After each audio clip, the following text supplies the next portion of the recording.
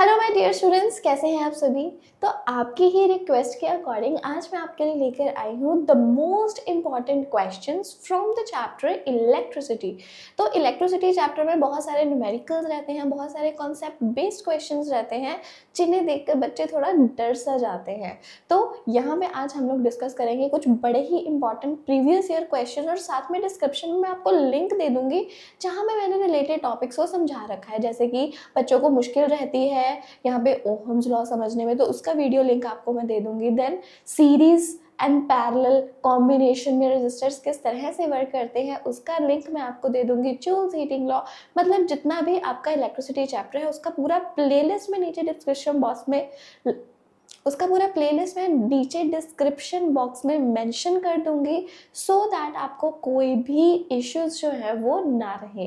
तो चलिए जल्दी से स्टार्ट करते हैं हम लोगों का चैप्टर इलेक्ट्रिसिटी फ्रॉम क्लास 10, जिसमें हम लोग आज डिस्कस करने वाले हैं प्रीवियस ईयर क्वेश्चंस और वो भी बहुत इंपॉर्टेंट वाले। तो चलिए यहाँ पे सबसे पहले हम लोग कवर करने जा रहे हैं 2020 का क्वेश्चन। तो इम्पॉर्टेंट है। प्रीवियस ईयर्स में जब हम देख लें ना, पिछले 6-7 साल के जो क्वेश्चंस होते हैं वो बड़े ही इंपॉर्टेंट होते हैं क्योंकि वो एक पैटर्न फॉलो कर रहे हैं, तो इसलिए। तो चलिए स्टार्ट करते हैं with our first question. A 6 ohm resistance wire is doubled on itself. Calculate the new resistance of the wire. One by one discuss करेंगे, starting with part A. A 6 ohm resistance wire, आपको given है that जो wire है उसका resistance 6 ohm है, is doubled on itself, वो अपने आप डबल हो जाती है। तो देखो यहाँ पे हम लोग अज्यूम करके चलते हैं दैट अगर हमारे पास ये वायर है, वायर को हम लोग सिलिंड्रिकल शेप में मान के चलते हैं। इनिशियली इसका लेंथ हमारे पास कितना है L और इसका एरिया ऑफ क्रॉस सेक्शन कितना है A। तो इस हिसाब से इसका रेजिस्टेंस R किसके इक्वल होना चाहिए, रो L अपॉन A के, और इसका वैल्यू हम लोगों को कितना गिवन है 6 ओम। ये हमारा फर्स्ट हो गया जो हमें गिवन है, उसके अकॉर्डिंग हम लोग ये कंक्लूड करते हैं। कहते हैं अब ये वायर अपने आप से डबल हो गई है, the wire is doubled on itself. इसका मतलब क्या हुआ, जो L है L अभी 2L के बराबर हो चुका है। अगर लेंथ इसकी डबल हो गई है तो obviously area of cross section क्या हो गया होगा, हाफ। अगर देखो आप सोच के देखो, हम इस वायर को स्ट्रेच कर रहे हैं, अगर हम इसको स्ट्रेच करेंगे लेंथ इसकी दुगनी हो रही है तो एरिया ऑफ क्रॉस सेक्शन जो है वो इसका हाफ हो जाना चाहिए। तो यहाँ पे एक इसके इक्वल हो जाएगा A/2 के, मतलब या फिर हम लोग कह सकते हैं कि जो नई लेंथ है L dash that is equals to 2L और जो नया एरिया ऑफ क्रॉस सेक्शन है A डैश वो पुराने एरिया ऑफ क्रॉस सेक्शन का हाफ हो चुका है। मतलब जो अब हमारी नई वायर है वो कुछ इस तरह की है, लेंथ में डबल हो चुकी है, लेंथ इसकी हो गई है 2L, जबकि जो एरिया ऑफ क्रॉस सेक्शन है वो पहले एरिया ऑफ क्रॉस सेक्शन का हाफ हो चुका है। This is the case here. अब इसका रेजिस्टेंस R किसके इक्वल होगा, रो L की जगह अभी हम लोग क्या फिल करेंगे 2L, और A की जगह पे हम लोग क्या फिल करेंगे A/2। ये आपके पास आ गया, ये 2 भी ऊपर चला जाएगा तो 4 रो L अपॉन A। ये आपकी नई रेजिस्टेंस है R डैश। ठीक है, अब आप ध्यान से देखेंगे कि ये जो हमारे पास यहाँ पे रो L अपॉन A है, ये भी क्या है रो L अपॉन A। इसका वैल्यू कितना है 6 ओहम।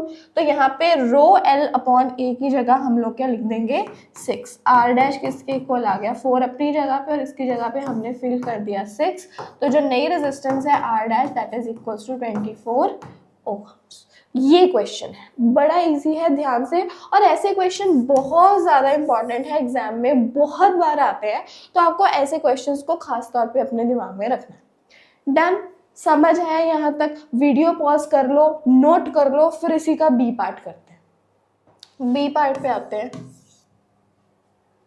3 ओहम रेजिस्टर्स ABC, कहते हैं ABC आपके पास 3 रेजिस्टर्स हैं और हर एक की जो रेजिस्टेंस है वो कितनी है 2 ओहम।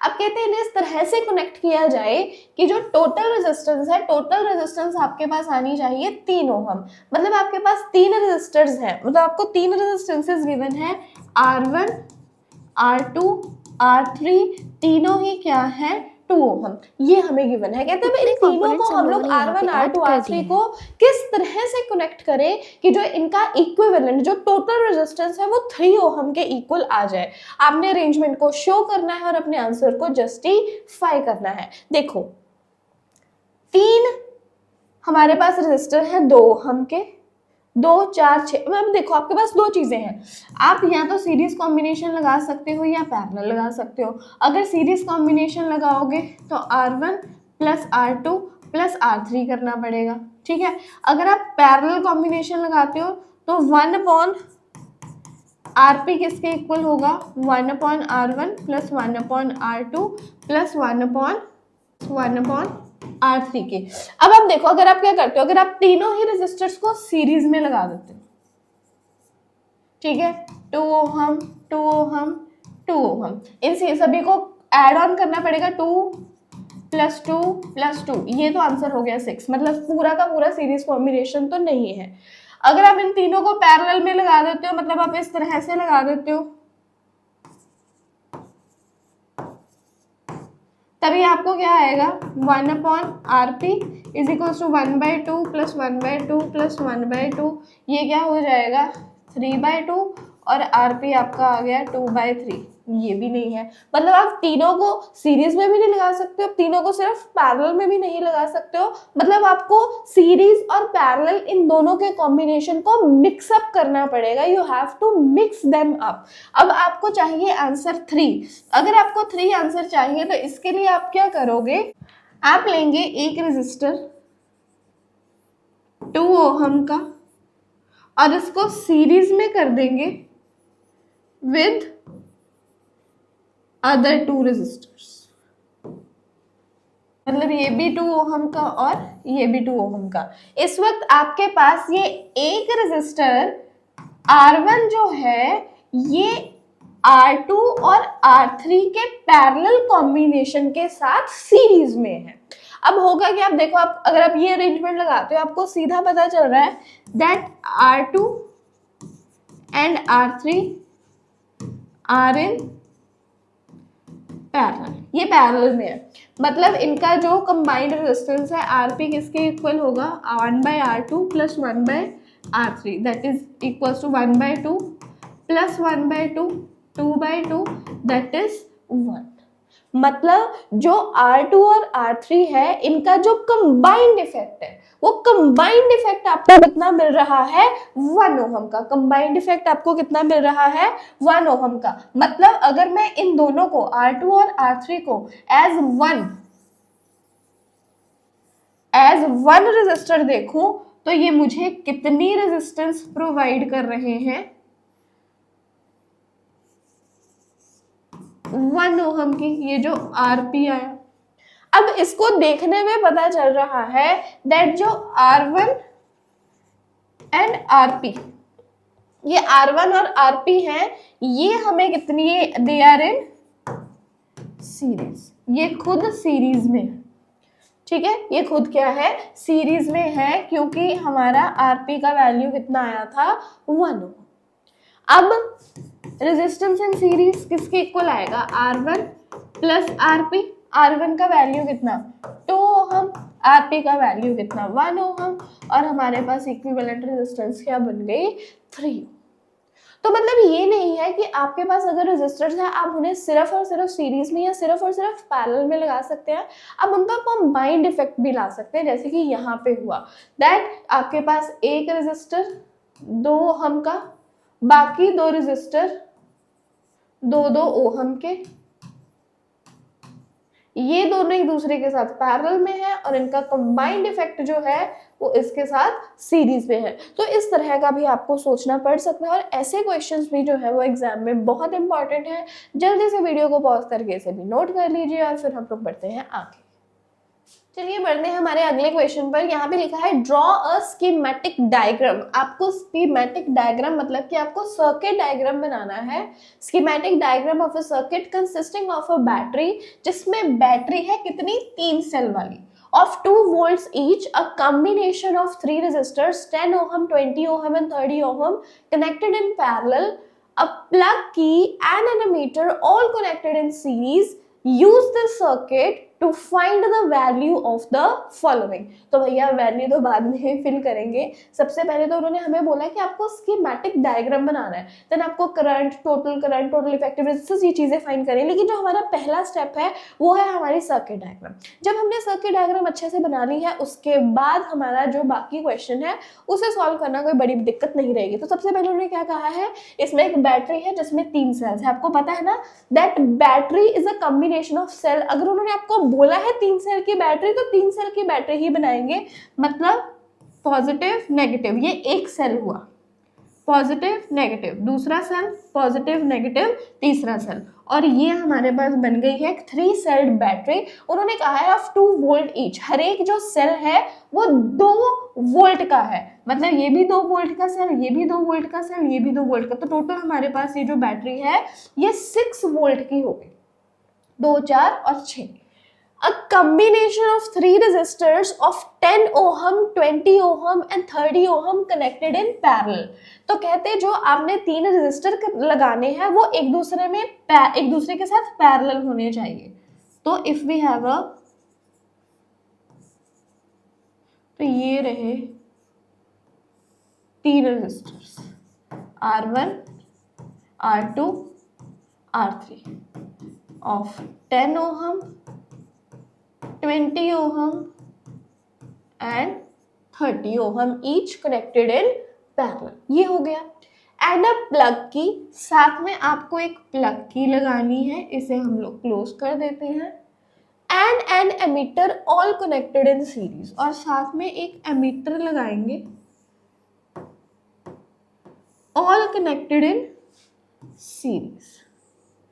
कनेक्टेड इन सीरीज का मतलब क्या है, अब देखो ये बैटरी का पॉजिटिव टर्मिनल है और ये है बैटरी का नेगेटिव टर्मिनल, इस तरह से आपको कनेक्शन देना है। सीरीज कनेक्शन का मतलब अगर बैटरी का पॉजिटिव है तो यहाँ पे एमिटर का भी पॉजिटिव होना चाहिए, ये चीज, ठीक है, ये चीज हो गई हमारी। अब यहाँ से आई अमाउंट ऑफ करंट मान लो आ रहा है, पैरेलल कनेक्शन होने के कारण ये जो आई अमाउंट ऑफ करंट है ये 3 डायरेक्शंस में डिवाइड हो जाएगा, यहाँ जाएगा, यहाँ जाएगा और यहाँ जाएगा। इसे मान लो करंट I1, इसे मान लो I2 और इसे मान लो I3, ठीक है।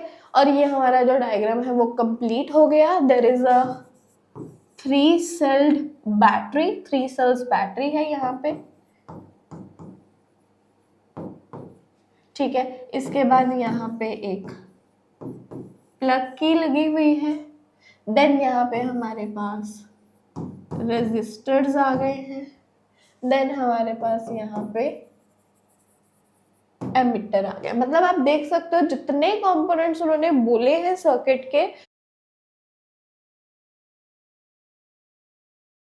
अब नेक्स्ट हमें क्या फाइंड करना है, यूज दिस सर्किट, इस सर्किट को यूज करते हुए find the value of the following. सबसे पहले ए पार्ट में हमें कहा जा रहा है करंट थ्रू ईच रेजिस्टर, हर एक रेजिस्टर के थ्रू आपको करंट फाइंड करना है। Means you need to calculate the value of I1, I2 and I3।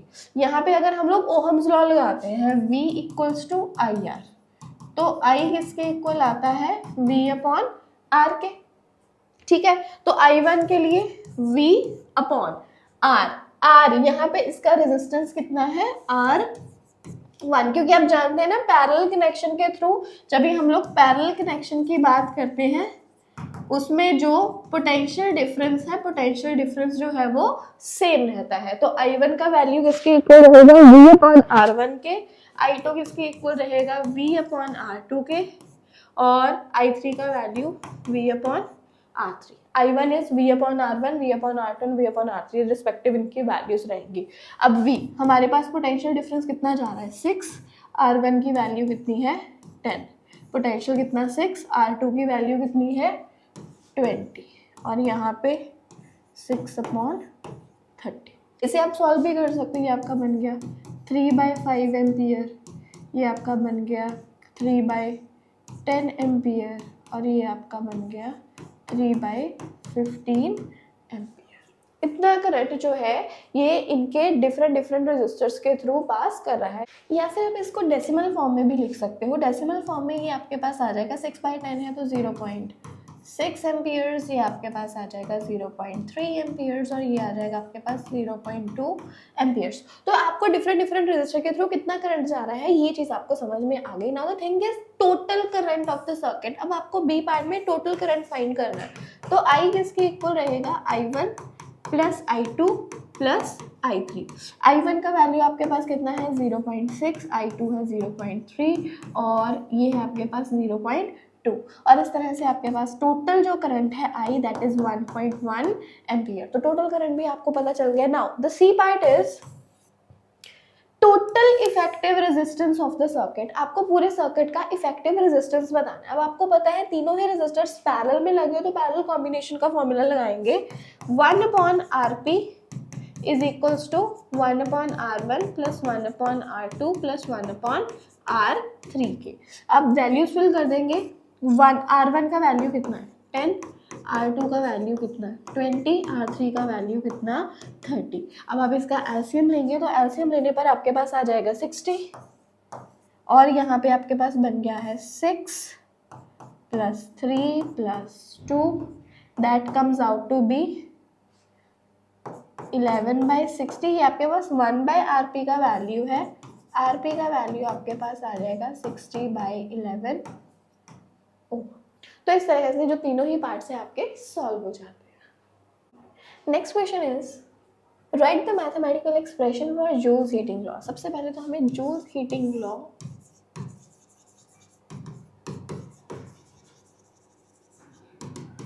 का क्वेश्चन है। इसका मैथमेटिकल एक्सप्रेशन सभी को पता है, मुझे कमेंट बॉक्स में भी बताएंगे। क्या रहता है, H equals to I² RT means heat dissipated through a resistor is directly proportional to the square of current passing through the resistor, resistance of the resistor and time for which the current is flowing. Now the B part is compute the heat generated while transferring 96,000 coulomb of charge in 2 hours through a potential difference of 40 volt. अब हमें again यहाँ पे heat dissipated ही find करनी है। अब हमें पता है हीट का और फॉर्मूला हमारे पास रहता है VIT, H that heat dissipated is equals to VIT। अब करंट हमें डायरेक्टली गिवन तो नहीं है, यहाँ पे हमें चार्ज गिवन है 96,000 कूलम्स ऑफ चार्ज। तो अगर हम लोग हमें जो चीज़ें गिवन है वो भी लिख लें, दैट Q का वैल्यू हमें गिवन है 96,000 कूलम, और टाइम हमें कितना गिवन है, time for which time it is going for 2 hours. Hours को हम लोग ऐसे नहीं रहने देंगे, इसे हमें सेकंड्स में कन्वर्ट करना होगा SI यूनिट्स। तो 2 मल्टीप्लाइड विद 1 घंटे में कितने सेकंड्स होते हैं 3600।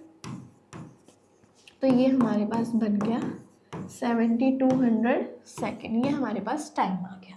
अब नेक्स्ट यहाँ पे potential difference that is V का वैल्यू हम लोगों को गिवन है दैट इज 40 वोल्ट। ये डेटा हम लोगों को गिवन है, इसके बेसिस पे हमें हीट डिसिपेटेड फाइंड करनी है। H equals to V। अब I हमें कहीं गिवन नहीं है, Q गिवन है, तो I का फॉर्मूला लगाएंगे Q/T इंटू T। अब ये दोनों टाइम्स एक दूसरे के साथ कैंसिल हो गया, हमारे पास हीट किसके इक्वल बचती है VQ के। V पोटेंशियल कितना है 40 और Q चार्ज कितना है 96,000 कूलम्स, और ये हमारे पास अगर इसको सॉल्व करेंगे तो आंसर आ जाता है 3.84 इंटू 10⁻⁶